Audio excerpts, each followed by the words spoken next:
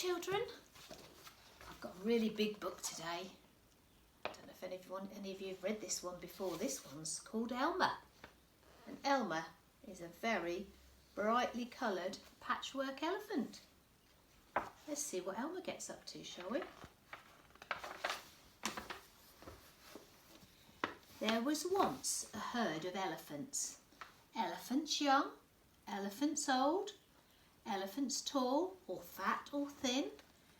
Elephants like this or that or the other, all different, but all happy and all the same colour, except Elmer. Elmer was different. Elmer was patchwork. She was yellow and orange and red and pink and purple and blue and green and black and white. Elmer was not a typical elephant colour. It was Elmer who kept the elephants happy. Sometimes he joked with the other elephants, and sometimes they joked with him. But if there was even a little smile, it was usually Elmer who'd started it. Look like they're having fun there, don't they, tossing Elmer around? One night, Elmer couldn't sleep for thinking. And the think that he was thinking was that he was tired of being different. Whoever heard of a patchwork elephant, he thought. No wonder they all laugh at me. In the morning, before the others were really awake, Elmer slipped quietly away, unnoticed.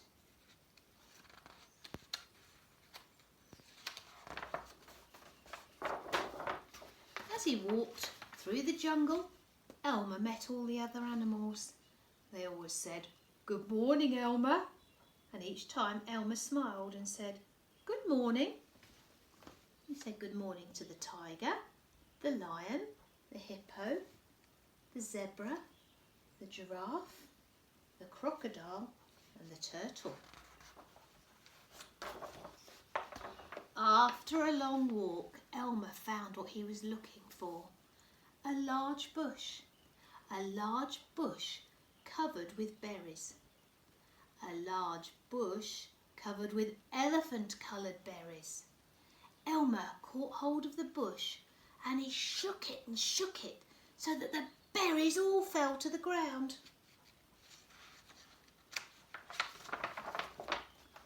Once the ground was covered in berries, Elmer laid down and rolled over and over, this way, that way and back again.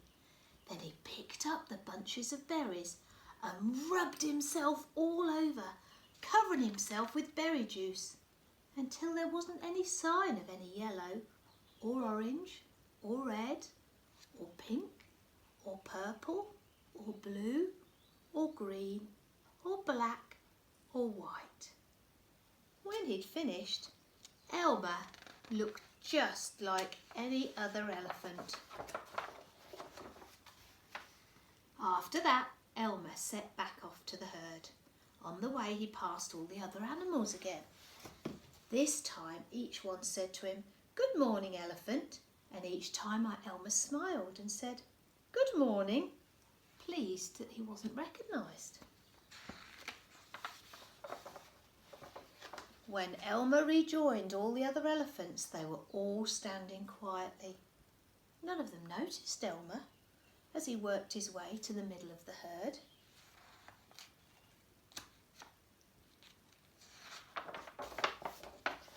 After a while, Elmer felt that something was wrong.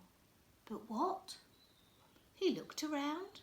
It was the same old jungle, the same old bright sky, the same old rain cloud that came over from time to time, and lastly, the same old elephants. Elmer looked at them. The elephants were all standing absolutely still. Elmer had never seen them so serious before. The more he looked at the serious, silent, still standing elephants, the more he wanted to laugh. Finally, he could bear it no longer. He lifted his trunk and at the top of his voice he shouted, "Boo!" I must have made the elephants jump. Oh dear, it did. The elephants jumped and fell in all ways in surprise. "Oh gosh, oh golly," they said and then they saw Elmer. He was laughing helplessly. "Elmer," they said, "that must be Elmer." Then the other elephants laughed too. They laughed like they'd never laughed before.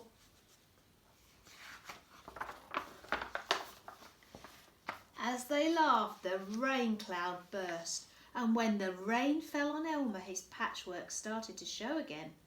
The elephants still laughed as Elmer was washed back to normal. "Oh, Elmer," gasped an old elephant, "you've played some good jokes, but this has been the biggest laugh of all." "It didn't take you long to show your true colours." "We must celebrate this day every year," said another. "This will be Elmer's day. All elephants must decorate themselves, and Elmer will decorate himself elephant colour." And that's exactly what elephants do. On one day a year they decorate themselves and parade. On that day, if you happen to see an elephant, ordinary elephant colour, you'll know that it must be Elmer. Look how beautifully they've decorated themselves. They look gorgeous. I hope you enjoyed that story, children. I read this one today because this is one of Annalise's favourites. She used to love this when she was a little girl. I hope you enjoyed it too. Bye for now, children.